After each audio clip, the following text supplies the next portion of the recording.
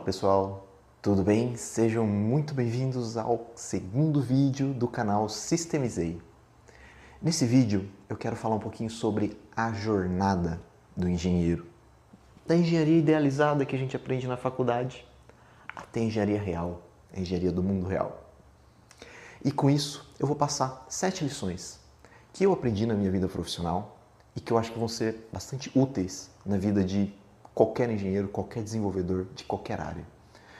Que são lições bastante gerais, mas bastante práticas, que vão guiar as suas decisões de projeto daqui para frente.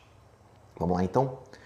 Para contar essa história, então, eu queria só expor para vocês um ponto que até eu não consigo entender, na verdade, o motivo de a gente, engenheiros, em geral, de forma geral, eu sei que algumas engenharias têm um pouco mais isso do que outras, mas o porquê de a gente não aprender a lidar com requisitos, a lidar com integração de sistemas, a lidar com testes, validação, verificação na faculdade.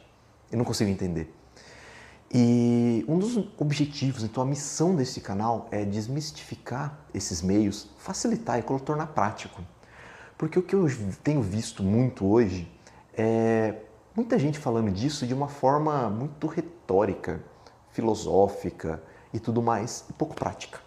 Então o objetivo aqui é a gente conversar de forma prática, certo? Se você viu o nosso vídeo de boas-vindas, eu comentei isso, que a minha missão é apresentar lições práticas, ferramentas práticas e diretas aplicáveis no seu dia a dia, tá? Então, para apresentar essas lições para vocês, eu quero contar um pouco da minha história, de como eu cheguei nessas lições, para você entender o contexto, porque eu tenho certeza que a minha história é parecida com a de muita gente, de muitos engenheiros nesse Brasil, nesse mundo afora, tá? E assim como todos, eu não tive nenhuma base, nenhuma referência de engenharia de sistema, engenharia de requisito, de lidar com todas essas questões de integração ou de sistema na faculdade. Então, a minha experiência começa na faculdade, certo? As minhas primeiras lições, elas surgiram na faculdade. Durante a graduação, então, eu me graduei em Engenharia Eletrônica pela Universidade Estadual de Londrina, lá no Paraná, no norte do Paraná. E durante a graduação eu participava de projetos de extensão e tudo mais, e projetos de pesquisa, mais de pesquisa até. E num desses projetos de pesquisa, que eu fiquei mais tempo, que é até o que culminou na minha tese de conclusão de curso, o objetivo dele era desenvolver um sistema de determinação de atitude e apontamento para aeronaves leves. Só para contextualizar um pouco, esse sistema de determinação de atitude e apontamento para a aeronave, ele determina, basicamente, ele indica para o piloto como que a aeronave está no espaço. Qualquer avião normal, qualquer aviação da aviação civil, da aviação militar, existe um instrumento que dá essa informação. Só que em aeronaves leves, que são aeronaves não são certificadas, geralmente a própria pessoa monta o seu próprio avião e faz voos curtos, controlados e tudo mais, a pessoa não tem. Então eles usam um conjunto muito mínimo de equipamentos e tal, e eles não utilizam esse equipamento que é bem básico numa aviação normal. Então, o meu professor orientador veio com essa proposta e apresentou, eu achei bem interessante e a gente começou a trabalhar. Obviamente, eu não tinha experiência, então a gente não trabalhou muito com essa questão de trabalhar os requisitos e tudo mais. E a gente sofreu com o primeiro vilão, um grande vilão da engenharia, que é: vamos fazer o nosso melhor. Começamos o projeto em qual a acurácia vamos seguir? O melhor que conseguirmos. Qual é a precisão que a gente vai conseguir? O que a gente deseja? O melhor que conseguirmos. E assim foi. Comecei o projeto, comecei a desenvolver, trabalhei eu, como na época, como um bom fazedor, né? A gente é treinado para sentar e fazer as coisas. Recebi o problema, vamos fazer um HRS, eu já comecei a selecionar sensor, eu selecionei processador, eu comecei a fazer o software, eu comecei já a esboçar diagrama de blocos de sistema, de como queria ser o hardware, depois eu comecei a trabalhar no algoritmo, desenvolvi um algoritmo, fiz vários testes, abordagens, testes, beleza, cheguei numa solução. Vamos fabricar? Beleza. Aí a gente sentou para avaliar e tudo mais, aí entra o grande problema de você não ter uma clareza do que você está querendo, que foi eu acho que dá para melhorar. faça o seu melhor. Então, vou sempre buscando esse melhor. Só que esse melhor nunca existe, porque eu não sei o que eu estou querendo, certo? Então, e nisso foi. Voltamos para o projeto e refizemos.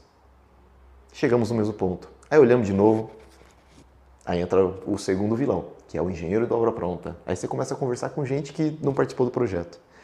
Aí essa pessoa começa, você podia ter feito isso, você podia ter feito aquilo. Aí aquilo fica na sua cabeça e você vai lá e começa de novo. E aí surge então a primeira lição aprendida. Se você não tem clareza de onde você quer chegar, qualquer coisa serve. Ou nada serve, ou tudo serve. Vai depender do como você tiver no momento. E isso gera loops infinitos de projeto. Então tenha muito cuidado. Logo no início, tenha clareza do que você quer. Requisitos vão mudar durante o processo? Vão. As coisas vão mudar, a ideia do cliente vai mudar? Vai. Mas isso precisa ser avaliado com base em algo muito claro. Se você tem que ter clareza de onde você quer neste momento, daqui a um mês, se isso muda, você tem que ter clareza dessa mudança, de qual impacto que ela está causando, certo? Porque a falta de clareza vai levar a loops infinitos. Isso consome dinheiro, isso consome caixa, isso leva ao fracasso do projeto, certo?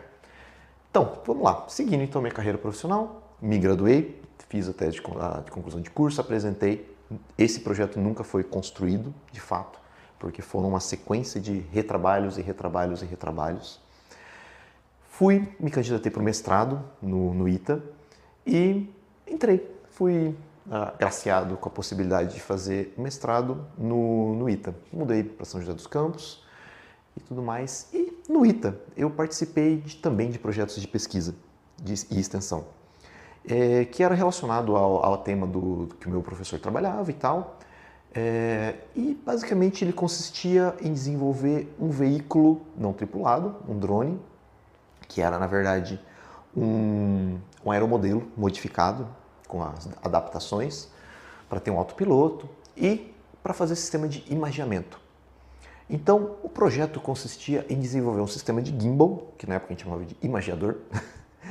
Ele controlava então o posicionamento de uma câmera que era acoplada no avião e basicamente ela fixava no alvo, a gente conseguia controlar remotamente a direção do que você está monitorando. Beleza? Então, hoje em dia isso é muito básico, né? Na época, acredito que todas as pesquisas feitas naquela época foram que culminaram nessas tecnologias que temos hoje, disponíveis, baratas e altamente eficazes, né? Então, assim, nesse projeto, a gente trabalhava no avião, trabalhava no autopiloto e surgiu a questão do imagiador. A gente começou a trabalhar no imagiador, hardware, software, fizemos um mecanismo, uma estrutura, fixamos câmera, fizemos tudo. Funcionou, integrou, testamos só o gimbal, controlou. Obviamente a gente não tinha muito requisito do que a gente queria de precisão, de acurácia. Então a gente controlou o que dava, de novo, fazendo o melhor. Isso, obviamente, que nem eu falei antes, levou a retrabalhos desnecessários desse projeto. Mas enfim, chegamos numa solução. Chegamos aqui num sistema imagiador que funcionava sozinho. Aí vamos acoplar isso no avião. Aí que foi a nossa surpresa, porque ele não cabia, ele era muito pesado e ele não encaixava direito. Ele precisava de amortecimento para vibração. Aí que começar a descobrir algumas coisas relacionadas que não é muito do contexto do avião, são coisas que são do contexto do gimbal em si que a gente estava desenvolvendo. E aí entra a segunda lição que eu aprendi, que foi o contexto correto é imprescindível se você está fazendo no contexto de qualquer projeto. Então, saber o contexto do seu trabalho. Por que eu estou falando isso? Então, vou explicar um pouco melhor. A gente estava no contexto do avião. Então, a gente trabalhando ao piloto, pensando no aeromodelo, ajudava o pessoal a mexer no aeromodelo e tudo mais. Aí surgiu a necessidade do gimbal. A nossa cabeça continuou no avião. A gente não se atentou a detalhes do gimbal, que depois, no final, se mostraram muito importantes. Então, essa questão do contexto, se você está trabalhando num equipamento, você tem que entender o contexto desse equipamento, como ele interage com o sistema, como ele deve funcionar, os detalhes operacionais dele e como ele interage. E não ficar olhando só para o sistema como um todo, se o seu foco é o equipamento. Agora, se o seu foco é o sistema, você tem que olhar para o sistema e não só para o equipamento. Deu para entender? Então, assim, essa questão do contexto correto é muito importante. Aí beleza. Além dos projetos de pesquisa, obviamente eu fiz a tese de mestrado também. A minha tese, ela trabalhou relacionada com um sistema de determinação de atitude para um satélite. Então, aplicação espacial, o satélite era o Itasat, que ele estava sendo já em desenvolvimento pelo INPE, pelo ITA, então tinha vários professores trabalhando nesse projeto. E o objetivo dele era fazer um satélite, que ele iria ser lançado, já tinha selecionado até o lançador na época, ele tinha um dado tamanho, um dado peso, já se tinha uma ideia de uma missão do que ele gostaria de ser feito. Porém, digamos que a integração dele não foi propriamente controlada, no sentido de que esses requisitos de missão, eles não foram muito bem derivados para os subsistemas. Porque assim, você tem um sistema do satélite, aí você tem vários professores, vários orientadores, várias universidades trabalhando em conjunto, cada uma fazendo um sistema, e esses subsistemas, quando interconectados, vão gerar a missão que você deseja. Só que isso não foi feito muito bem. E o que aconteceu que, obviamente, a falta dos problemas de integração levou a excesso de peso, a mudança de performance, a diferença de controle. E isso foi gerando reprojetos. Então, de novo, falta de clareza leva a loops infinitos. E aconteceu que esse projeto, no final das contas, ele levou mais de 10 anos para ser totalmente desenvolvido, um satélite. E o satélite previsto no início, a missão, que era o escopo de desenvolvimento desse satélite, ela mudou completamente, ela foi simplificada, então diversos requisitos foram removidos. Então, no começo era para ter um tipo de controle, no final mudou completamente esse tipo de controle. A arquitetura mudou, sistema térmico, mudou muitas coisas. E o sistema foi muito simplificado, ele foi reduzido de peso, de tamanho, para mudar lançador e tudo mais. E aqui entra então a lição número 3, que eu aprendi então na minha vida profissional. Você precisa ter noção da factibilidade, eu acho estranha essa palavra em português, eu prefiro em inglês, a feasibility, do sistema que você está desenvolvendo. Você tem que ter uma relação clara entre a complexidade e o orçamento. E esse orçamento eu estou falando dinheiro, horas, homens, certo? Ferramentas. Então assim, se você no começo do projeto você não tem clareza do quão complexo ele é, você certamente vai dar um tiro no escuro. Pode ser que você acerte, mas a chance de erro é muito grande, o risco é muito grande. Então é muito importante no começo de um projeto, quando você está elaborando os requisitos, você está tentando entender o que você vai fazer, é muito importante que você tenha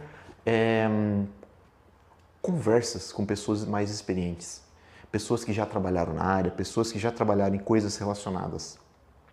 Porque eles vão te dar uma clareza com relação à complexidade do seu sistema. E com isso você ter uma noção do orçamento. Porque muitas vezes é melhor você simplificar, fazer só parte do sistema como uma primeira entrega e depois você vai agregando com um orçamento menor, seguido de um orçamento menor.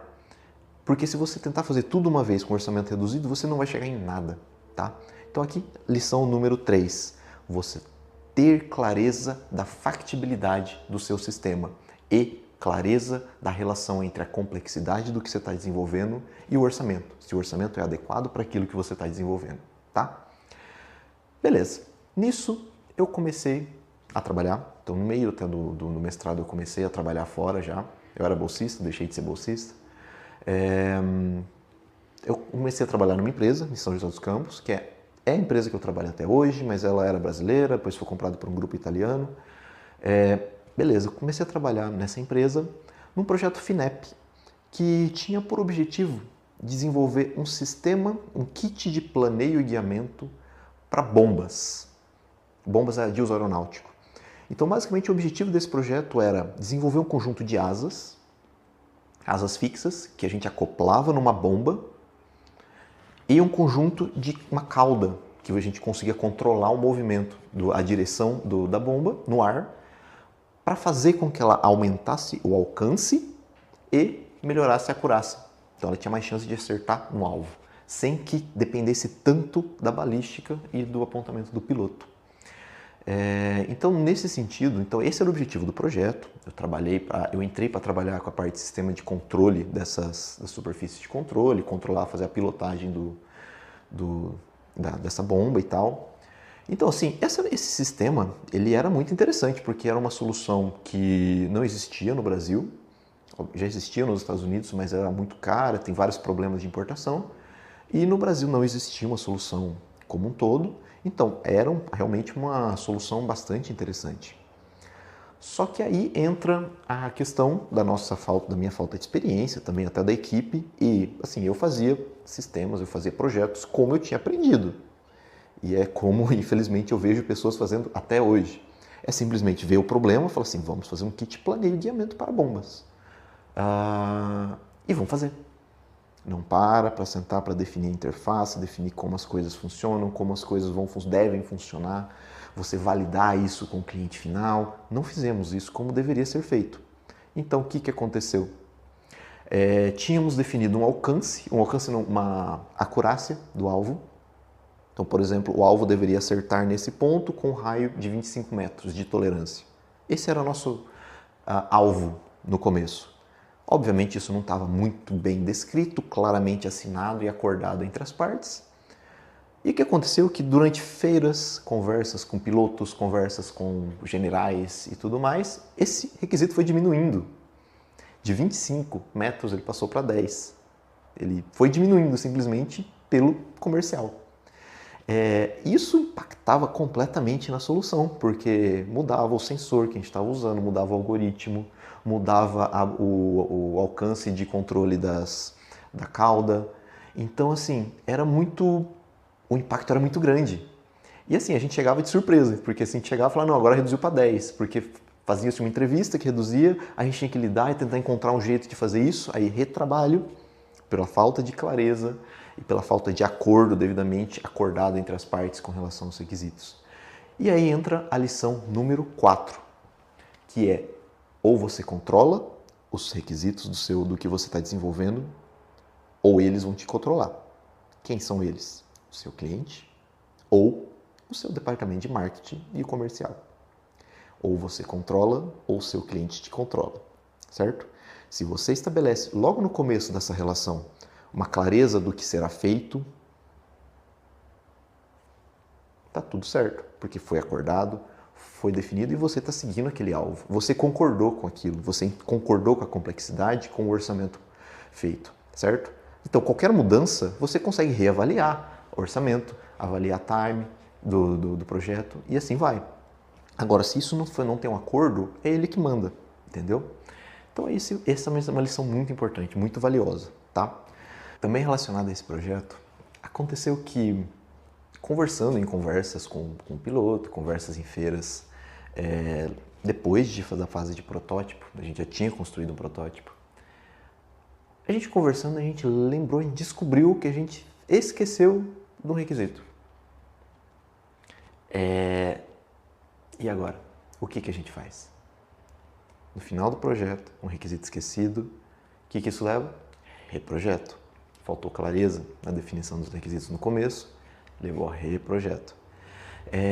E basicamente a gente tinha problemas de identificação, porque o piloto chegava pra gente conversando com o piloto, ele, não, mas eu preferia de tal jeito, eu preferia de outro jeito. Então o que faltou nesse caso? Foi validação. A gente não fez uma validação do sistema, dos requisitos, como deve ser feita, que é o que eu vou recomendar para vocês aqui em alguns vídeos aí para frente no canal. Então, assim, o ideal em qualquer projeto, aí entra uma lição número 5. O ideal em qualquer projeto é você sempre validar o que você está fazendo. Em alguns casos você recebe direto do seu cliente um conjunto de requisitos. Nesse caso é muito importante que você entenda eles, garantir que o seu entendimento esteja de acordo com o entendimento do seu cliente, que foi quem escreveu. Em outros casos é você quem vai escrever os requisitos e você tem que validar isso com o seu cliente. Aí entra um conceito muito importante de MVP, entra conceito de simulações, conceito de rastreabilidade, de você entender funcionalidades e conversa com o seu cliente, para garantir que aquilo que você está desenvolvendo é o que ele quer. Porque senão você corre o risco de desenvolver uma solução altamente tecnológica, inovadora, que usa só as últimas tecnologias de ponta, mas que não é o que o seu cliente está querendo, certo? Então, lição número 5. beleza. Nesse caso, então, depois eu fui para... A empresa foi comprada por um grupo italiano e tudo mais. E o escopo das atividades do grupo de engenharia, ele migrou de defesa, que a gente trabalha com a bomba, migrou para o setor aeronáutico. Então, hoje, é o que a gente trabalha até hoje, na verdade, são sistemas relacionados, sistemas, no caso da gente, sistemas eletromecânico e eletrohidráulicos para aplicação em sistemas de trem de pouso e sistemas de atuação para aeronaves. Então, basicamente, a gente trabalha com sistemas de freio, sistemas de steering, sistema de extensão e retração do trem de pouso em si, além de outros atuadores, para diversas aeronaves, grandes players aí do mercado da aeronáutica. Nesses sistemas, são sistemas altamente complexos, porque você tem uma infinidade de subsistemas interagindo com comunicação, você tem comunicação com o computador de bordo, você tem sensoriamento, você tem sistemas de monitoramento, você tem que garantir que vai detectar uma falha crítica antes dela acontecer, que você vai notificar isso. Então, são vários sistemas integrados que tem que trabalhar junto com muito interação, e isso não pode gerar nenhum problema, certo? Então são sistemas muito complexos. E nesses projetos acontecia muito de você ter um fornecedor, 2 fornecedores, 3 fornecedores, cada um fazendo uma parte do sistema, e a hora que você conectava tudo não funcionava. E isso eu digo também da experiência de amigos em outras empresas, que isso acontece. E simplesmente por falta de clareza, de comunicação, de clareza nos requisitos, acontece de um equipamento que deveria conversar com o outro de uma forma, não conversa. Então, gente, é aqui que eu queria colocar, e esse é um dos pontos mais importantes para mim, que é integração é rei. Se você quer desenvolver um projeto até o final, espero que queira, né? Se você quer ter sucesso no seu projeto, você precisa se atentar à integração. Você precisa tomar cuidado aos detalhes de como os blocos funcionais que compõem o seu sistema interagem entre si, quais são as performances esperadas, como eles devem se comunicar, como eles se interconectam, para garantir que o seu sistema forneça aquela funcionalidade que você quer, certo? Então, muito cuidado com a integração e muito cuidado com os requisitos de integração, tá bom? A última, eu gostaria de só uma recomendação, é realmente uma lição que eu recomendo que todos sigam, que é, gente, mantenham as coisas simples. Nós, engenheiros, a gente tende sempre a buscar o melhor, fazer o melhor, buscar a melhor solução, o melhor algoritmo, o melhor hardware, melhor tudo. E muitas vezes não é isso que o nosso cliente quer. A gente precisa entregar aquilo que ele quer, aquilo que ele precisa. Então assim, gente, simplifique o máximo que você conseguir, até sistemas complexos. Quanto mais você simplificar, você melhora a vida útil, você melhora a gestão do sistema como um todo, a operacionalidade. Então, foco no requisito, foco naquilo que o seu cliente quer, tá? Então essa é a 7ª lição que eu quero deixar para vocês. Simplicidade é o mais alto grau de sofisticação que você pode conseguir. Então, e eu não estou falando que é simplista, estou falando que é simplicidade. Simplicidade é você minimizar, entregar aquilo que é necessário, aquilo que realmente é importante para o seu cliente, tá bom? Então, gente, aqui são as 7 lições que eu acho muito importantes, que eu aprendi, que é uma coisa que eu levo para mim em tudo que eu estou fazendo. E espero que vocês tenham gostado, espero que ajudem vocês no dia a dia de vocês. E vamos lá, galera, para os próximos vídeos. Acompanhe aqui o canal, curta o vídeo se você curtiu, compartilhe com seus amigos para ver com quem você acha que esse conteúdo pode agregar. E acompanhe aqui o canal nos próximos vídeos. Fica de olho então, acredito que você vai gostar bastante. Vamos lá?